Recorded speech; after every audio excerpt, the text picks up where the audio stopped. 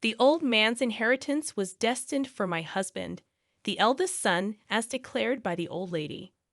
Get out of the house! These heartless words were hurled at me by Kevin and his wife while I mourned the loss of Curtis. Curtis, who had always been considerate of Kevin and his wife, was now being treated in a way I couldn't accept. The callous disregard for Curtis's feelings, which he had carefully considered, reached my breaking point. I couldn't fathom the injustice of how Kevin and his wife trampled on Curtis's carefully nurtured feelings. My tolerance had reached its limit, and I believed that Kevin and his wife, who only seemed to think of themselves, deserved a fitting punishment. That's when I decided to take action, starting a story of revenge. My name is Susan, a homemaker in my 70s living with my husband Curtis. Our son, Kevin, had left home after college to build his own family with Mary. Curtis and I were grateful to them for living nearby, but the gratitude turned into resentment over time. Curtis, after retiring early and investing wisely, had amassed a considerable fortune. This allowed us to live a luxurious life with a house too big for just the two of us, a regular housekeeper, and a stable future. I was deeply thankful to Curtis, and like him, I cherished Kevin and his wife. But that turned out to be a mistake. Initially, everything was fine, and we had a good relationship. However, it all fell apart over time. Mary's attitude changed, and she started calling me to her house for trivial reasons, burdening me with housework. Using made-up excuses, she would leave me to do chores while she went out with friends or lounged on the living room sofa. One day, I questioned Mary's sincerity when she claimed to be unwell while laughing and watching TV. She scowled at me and accused me of harassing her. That night, she reported it to Kevin, who came home furious. Despite my apologies, Kevin scolded me harshly, leaving me feeling both unfair treatment and guilt for something I didn't fully understand. Despite my efforts to mend the relationship, Kevin and his wife remained angry, pushing me to the point where I felt compelled to take matters into my own hands. And so began my story of revenge. I treated them to a nice meal, hoping to please them, but it inadvertently stirred up an uncomfortable tension between us. Following this incident, Kevin and his wife began to request more and more things. Mary would plead for designer bags, and Kevin would ask for expensive golf clubs to enjoy with his friends. As I don't earn, the money comes from Curtis's wallet. I felt guilty spending Curtis's hard-earned money on such luxuries, but Curtis would often say, "Why not buy it for them? We have the means." So without much consideration, I acquiesced to their demands. Initially, Kevin and his wife expressed gratitude, but gradually their demeanor shifted, and they began to take our generosity for granted. "Susan, I want the new collection from this brand. You'll buy it for me, right?" Mary's entitled tone frustrated me, and I couldn't help but snap. "Why don't you buy it yourself once in a while? Money isn't infinite. You're relying on Curtis's earnings, so show some restraint." Mary's incredulous response was swift. We're living nearby as a favor to you. Showing some gratitude is only natural, right? I'm even putting up with harassment from you, and yet you behave like this. I'll report this to Kevin again." Her threat echoed the past troubles when she reported me to Kevin before. At that point, I was too incensed to back down. "If you want to report, go ahead," I retorted. That night, Kevin and his wife stormed into our house, Kevin's face red with accusation. "You're harassing my wife again," he bellowed, making a scene. Exhausted and seeking to avoid further conflict, Curtis and I suggested discussing it later, but they adamantly refused to leave. I nodded wearily to placate them, hoping to endure the moment. Mary's threat of cutting ties with us seemed unthinkable. Her words jolted both Curtis and me awake. "Are you serious?" I couldn't help but inquire. Mary's response hung in the air, the tension palpable. "I'm serious. This is no joke.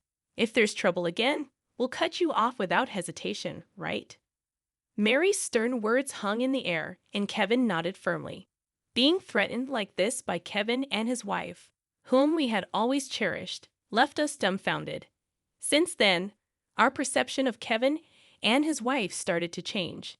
A few months later, things took a sudden turn when Curtis fell ill and had to be hospitalized. From then on, I was busy running between the hospital and home, with no time to spare for Kevin and his wife. They never even attempted to visit Curtis in the hospital, despite my efforts to inform them of his whereabouts. It felt heartless. But as Curtis grew weaker each day, my worry for him overshadowed my anger towards Kevin and his wife. After a long battle with illness, Curtis passed away, leaving me overwhelmed with grief. I relied on family help to prepare the funeral for Curtis, a well-respected man who had touched many lives.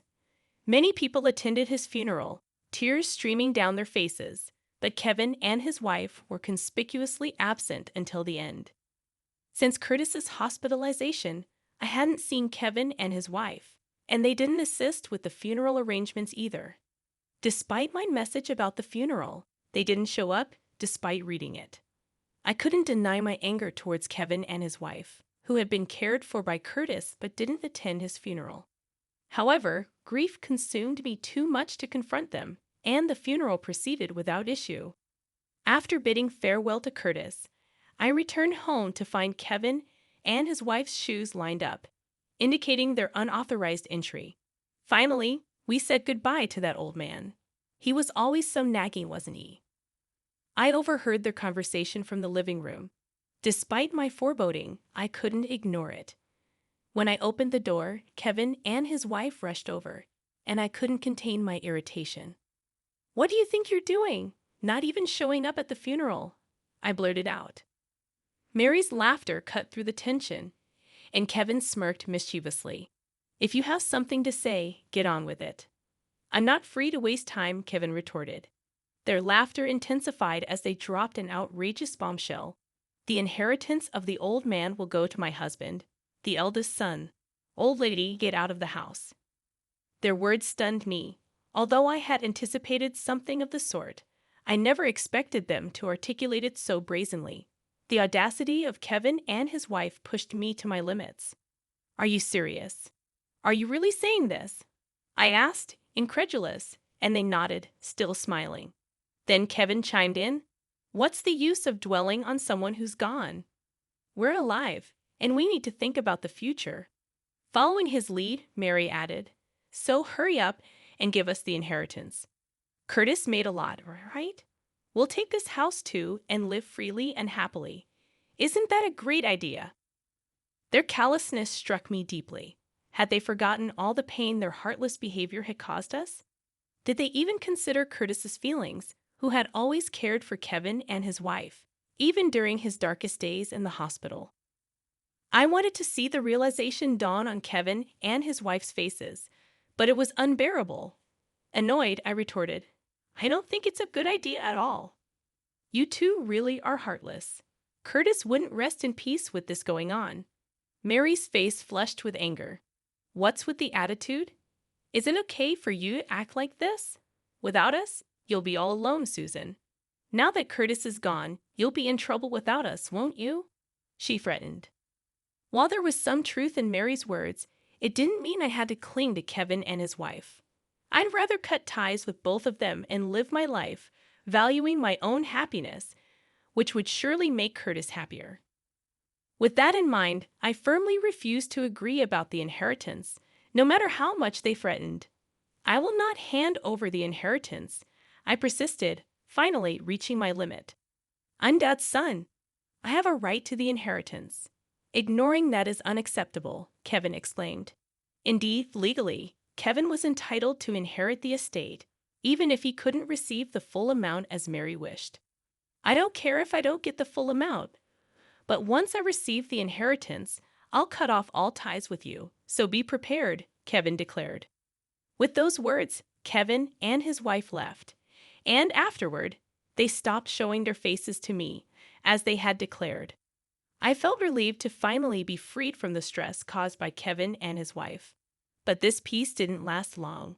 About 2 months into my quiet life, Kevin, who had boasted about cutting ties, contacted me regarding the inheritance.